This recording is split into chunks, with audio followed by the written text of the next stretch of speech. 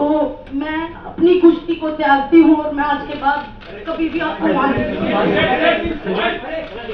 तो बस सभी देशवासियों को धन्यवाद जिन्होंने आज तक इतना मेरा सपोर्ट किया और मुझे इस मुकाम तक पहुंचाया।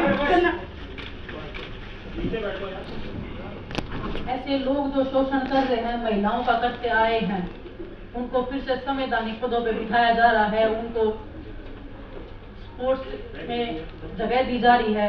मुझे नहीं लगता कि भाई बेटियों को न्याय मिलेगा। पूरा देश जानना चाहता है कि भाई खिलाड़ी इतने दिन चुप क्यों थे।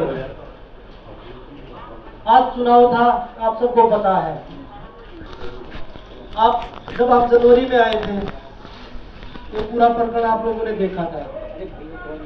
उसके बाद ओवरसाइट कमेटी बनाई गई। उसमें जो ओवरसाइट कमेटी में 18-20 लड़कियों ने बयान दिए थे अपने। उसके बाद खेल मंत्री जी ने ऑन कैमरा बोला था, मीडिया के सामने बोला था कि ब्रजभूषण और उससे जुड़ा हुआ कोई भी इंसान WFI में नहीं आएगा। लेकिन आज दुर्भाग्य है, हमने दोबारा उसमें कमेटी 21 दिन वेट किया, 2 महीने वेट किया, 3 महीने वेट किया, कुछ नहीं हुआ। हमने दोबारा प्रोटेस्ट चालू किया, वो भी आप लोगों ने खूब देखा, पूरे देश ने देखा। हम सिर्फ सच्चाई की लड़ाई लड़ रहे थे, हम बहन बेटियों की लड़ाई लड़ रहे थे। जो उनके साथ शोषण हो रहा था उसकी लड़ाई लड़ रहे थे। नहीं तो हम भी एक्टिव खिलाड़ी थे, हम भी देश के लिए मेडल जीत रहे थे। बहुत सारे लोग बोल रहे कि ये तो खत्म हो चुके थे। करंट में 2022 में तो पूरा गेम्स में गोल्ड आया था 3 होगा। उसके बाद वर्ल्ड चैंपियनशिप में कितने मेडल एक बार देश में देख लीजिए। उसके बाद दोनों का मेरा रूबिनेस का वर्ल्ड चैंपियनशिप में मेडल आया था। तो मुझे नहीं लगता कि भाई बेटियों को न्याय मिलेगा, क्योंकि जिस हिसाब से पूरे तंत्र ने काम किया, बेटियों को तोड़ने का काम अभी भी चल रहा है। आज WFI के चुनाव देख लिया आपने, उसी का आदमी बना है।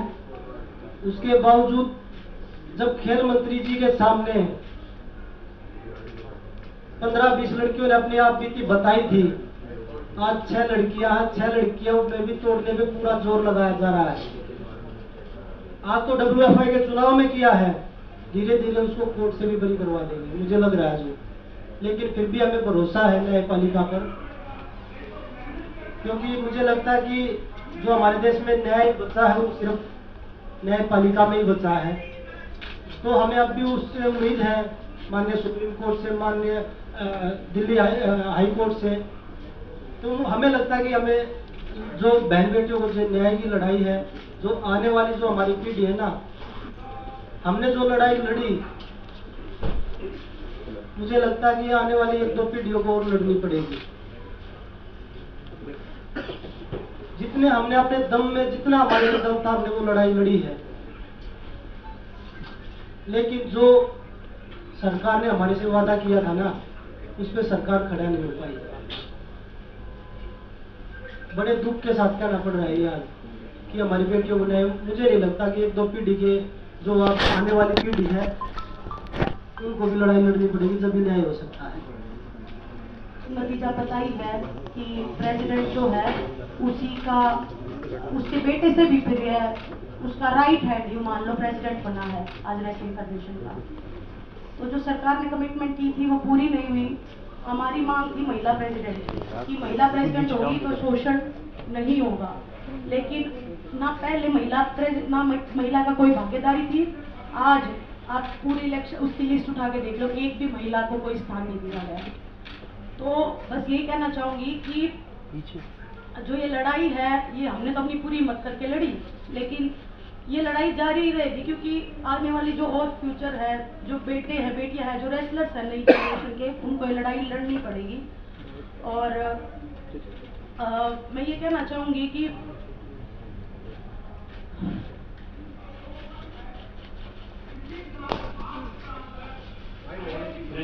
आप सबको पता है कि हम जैन में आए थे, लेकिन मैं एक बात आपको बताना चाहती हूँ कि हमने जब हर तरीके से कोशिश कर ली थी, उसके बाद हम दिल्ली की सड़कों पर आके बैठे थे।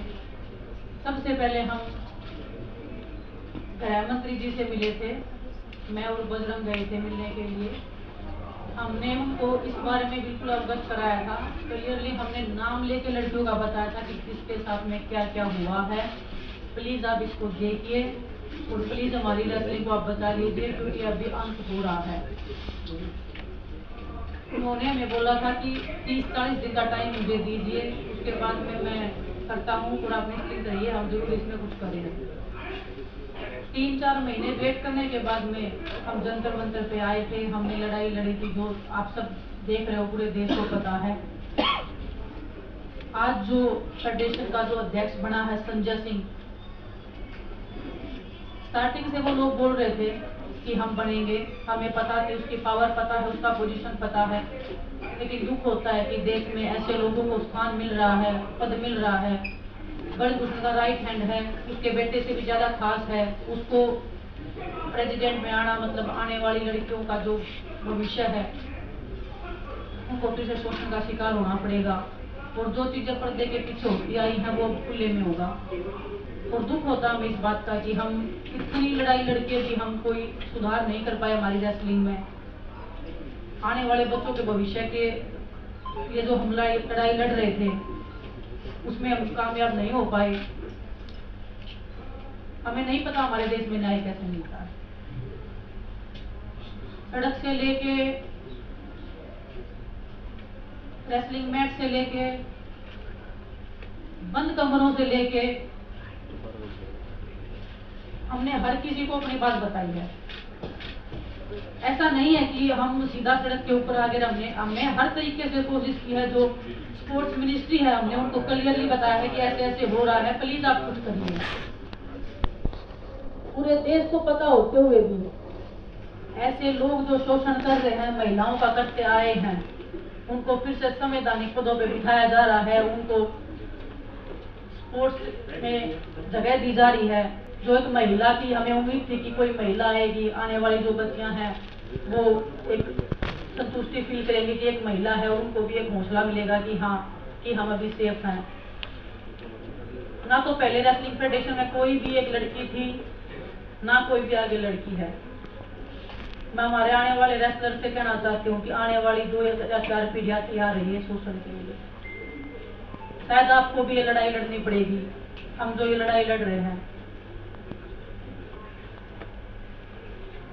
भगत सिंह जी ने जब देश के लिए फांसी लगाई थी, देश कभी आजाद नहीं हुआ था।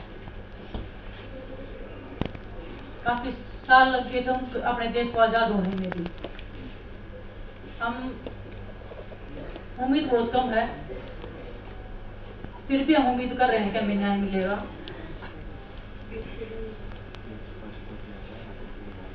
लेकिन बड़ी दुख की बात आज हमारे रेसलिंग का जो भविष्य है वो अंधकार में है। हमें नहीं पता कहाँ पे अरदास लगती है, किसके सामने जाके हम अपना दुख बताएं।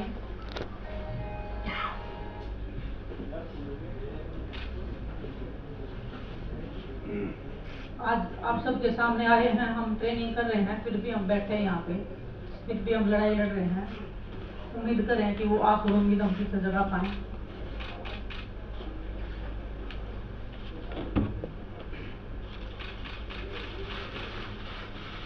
मैं आपको बताऊं, सरकार से ना तो हमारी पहले लड़ाई थी, ना हमारी आज लड़ाई। हम एक व्यक्तिगत आदमी के खिलाफ लड़ रहे थे जो बच्चियों का, लड़कियों का शोषण कर रहा था, बहन बेटियों का। उसने अपनी पावर से हर तरीके से कभी उसको राजनीति मोड़ दिया, कभी जातिवाद का मोड़ दिया, कभी उसने हरियाणा यूपी का मोड़ दिया, क्योंकि उसके पास पावर है। और वो आप सबने देख ली, हमने भी देख ली। जो हमारे से जितने भी लोग जुड़ रहे हैं प्रोटेस्ट से, चाहे वो हमारे कोचिज हैं, चाहे वो हमारे खिलाड़ी हैं, चाहे उसमें हम हैं, किसी का भी अब आगे भविष्य सेफ नहीं है।